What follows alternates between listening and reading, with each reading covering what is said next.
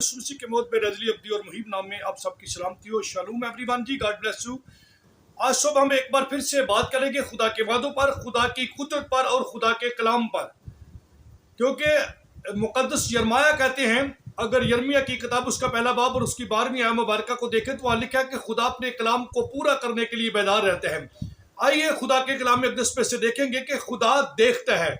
आज हमारा टॉपिक होगा कि खुदा, मजमून हमारा यह है कि खुदा देखते हैं। लिखा है कि ज़बूर अगर 33 उसकी 12वीं आयत मुबारका से लेकर 14वीं 15वीं तक पढ़ेंगे तो फिर आपको बड़ा खुदाम का क्लियर कट क्या मनसूबा और खुदाम काम करता हुआ दिखाई देता है। लिखा है खुदा के कलाम मुक़द्दस में कि मुबारक है वो कौम जिसका खुदा खुदावंद है और वो उम्मत जिसको उसने अपनी ही मिरास के लिए बरगजीदा की है। हालेलुया जी। ज़मीन पर बहुत सारी कौमें हैं, बहुत सारी उम्मतें हैं, बहुत सारे कलर्स हैं, बहुत सारे ख़ानदान हैं, नस्लें हैं, लेकिन खुदा ने अपनी कौम को चुना है और ये कौम इब्राहिमी है, ये इज़राइल है जिसको खुदा ने अपनी मिरास के लिए चुना है। और कलाम खुदा में लिखा है कि खुदा आसमान पर से देखता है, सब बनी आदम उसकी निगाह में है और अपनी सुकूनत गाह से वो ज़मीन के सब बशिंदों को देखता है।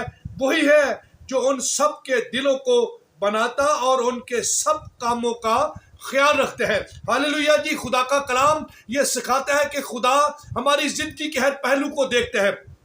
अगर की पैदाइश की किताब उसका 16वां बाब और उसकी 9वीं आयत मुबारका से लेकर आगे पढ़ेंगे तो हमें ऑन वर्ड ये मिलेगा।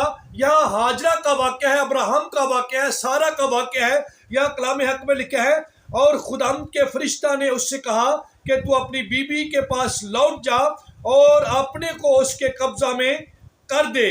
और फिर 11वीं आयत मुबारका में लिखा है, और खुदा के फरिश्ता ने उससे कहा कि तू हामिला है और तेरे बेटा होगा और उसका नाम इस्माइल रखना, इसलिए खुदावन ने तेरा दुख जो है सुन लिया है।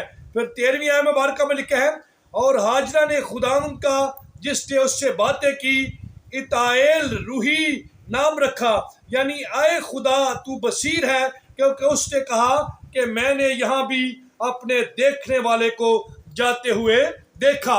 हमने ज़बूर नवीस की ज़बानी ये सुना था कि हमारा खुदा जो है वो आसमान से कौमों पर, कबीलों पर, बनी नौ इंसान पर जिसके दिल को उसने बनाया है। अगर 33 की 10वीं आयत मुबारका को देखें तो वहाँ लिखा है कि वो कहता है, हुक्म करता है और सब कुछ तख्लीक हो जाता है। ज़मीन का बनाने वाला हमारा खुदा है, उसने ज़मीन को तख्लीक किया है। तो मेरे अजीज़ों, यहाँ पर देखते हैं खुदा ने, अगर पैदाइश 15 को देखें, 12 को देखें तो खुदा ने अब्राहम के साथ ये वादा किया था कि तेरी नस्ल जो है वो आसमान के तारों और ज़मीन के ज़रों से भी, शमार में रेत के ज़रों में से भी बढ़कर होगी।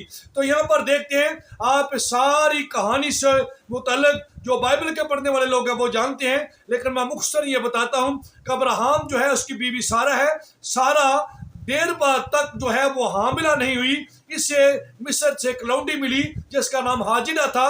सारा अब्राहम से कहती है कि खुदा ने मेरे नाम को बंद किया है, मुझे बे औलाद रखा है, तू मेरी लौंडी को ले और इस पे से औलाद होगी और उससे मेरी नस्ल चलेगी। जब हाजरा प्रेग्नेंट होती है, ये हामिला हो जाती है, तो ये अपनी बीबी सारा को जो है हकीर जानना शुरू करती है।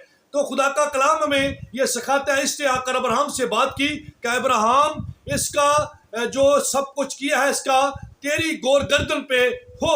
तो अब्राहम ने कहा कि देख तेरी लौंडी तेरे हाथ में है, तू जो चाहे इससे इस पर कर। वो उस पर सख्ती करती है और अब्राहम को ये बात अच्छी नहीं लगती, लेकिन खुदा की ज़ात अक़दस जो है उसने अब्राहम से मुखातब होकर कहा कि तू जो सारा कहती है उसी तरह कर। और हम देखते हैं कि सख्ती के सबब से जो हाजिर है वो घर को छोड़कर भाग जाती है। और खुदा का कलाम हमें यह सिखाता है, पैदाइश 16वां बाब और इसकी कुल 16 आयात हैं, कि 9वीं आयत में खुदा का फरिश्ता इससे मिलता है और फिर 13वीं 11वीं आयत में वो इससे बताता है कि तू वापस चली जा और तेरे बेटा होगा तो उसका नाम इस्माइल रखना, और उसकी ज़िंदगी के मुतालिक वो पेशगोई करता है। फिर हम देखते हैं कि वो जो हाजरा है वो ये कहती है कि मैंने अपने खुदावंद को देखा जिसने मेरा ध्यान रखा, जिसने मेरी खबर ली।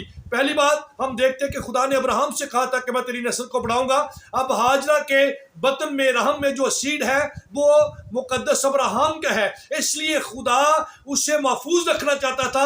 ابلیس اسے ویرانوں میں لے گیا، تباہی بربادی کے لیے لے گیا، تاکہ کسی نہ کسی طرح سے اس نے بزرگ ابراہیم کی زندگی پر، اس کی نسل پر حملہ کیا. لیکن خداوند نے ہاجرہ سے بات کی، خدا کا فرشتہ وہاں اسے ملتا ہے، اس کو واپس لے کر آتا ہے، اسماعیل پیدا ہوتا ہے. اور خدا کا کلام یہ سکھاتا ہے کہ خدا نے اپنے عہد کی پالنا کی، اپنے کلام کو پورا کیا.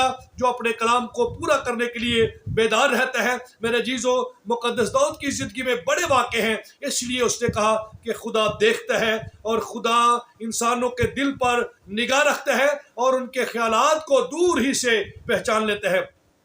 میں آخر میں بات کرنا چاہوں گا، جو داؤد کو دیکھتا ہے وہ آپ کو بھی دیکھتا ہے، جو ہاجرہ کا خیال رکھتا ہے وہ آپ کا بھی خیال رکھتا ہے، جو ابراہیم کے وعدے پر پورا اترتا ہے جو اس نے اس کے ساتھ کیا، وہ آپ کے وعدوں کے پر بھی پورا اترے گا، وہ آپ کا بھی خیال رکھتا ہے. جس سے اسحاق کو قحط کی صورت میں بڑا اجر دیا، وہ آپ کو بھی دیتا ہے. جو آج تک اسرائیل کے ساتھ وفادار ہے وہ آپ کے ساتھ بھی وفادار ہے. قومیں جوش میں آئی ہیں، بہت سارے ملک اکٹھے ہو رہے ہیں کہ اس گٹھ جوڑ کے لیے کہ جنگ و جدل ہو، لیکن ہم یہ جانتے ہیں کہ خدا آسمان سے دیکھتا ہے، وہ وہی کرے گا جو اچھا اور بھلا ہے. میرے عزیزو، اس کی آپ کی زندگی پر بھی نگاہ ہے. اگرچہ دشمن کسی بھی طرح کا جال، کسی بھی طرح کا پھندا، کسی بھی طرح کی انہونی باتیں آپ کی زندگی میں لے کر آئے، وہ آپ کو دیکھتا ہے. جو اسماعیل کو بچا سکتا ہے، جو ابراہیم کی اولاد کو محفوظ رکھتا ہے، جو ہاجرہ کی حفاظت کرتا ہے، جو سارہ کی حفاظت کرتا ہے، جو داؤد کو محفوظ رکھتا ہے، جس نے تمام مقدسوں کو ان کے اسائنمنٹ میں ان کی مدد کی، وہ میرے عزیزو آپ کو بھی دیکھتا ہے، وہ آپ کو بھی محفوظ رکھے گا. خدا آپ سب کو آج اس کلام کے وسیلہ سے برکت بخشے. ضرور اس بابرکت کلام کو دوسروں کی زندگی میں بھی شیئر کیجئے. آپ بھی برکت پائیے، دوسروں بھی برکت کے وارث ہونے کے لیے کال آؤٹ کیجئے، میرا ساتھ دیجئے، تاکہ ہم خدا کے اس کلام کو پھیلانے میں سب لوگ مل کر معاون ہوں. God bless you. خدا آپ سب کے ساتھ.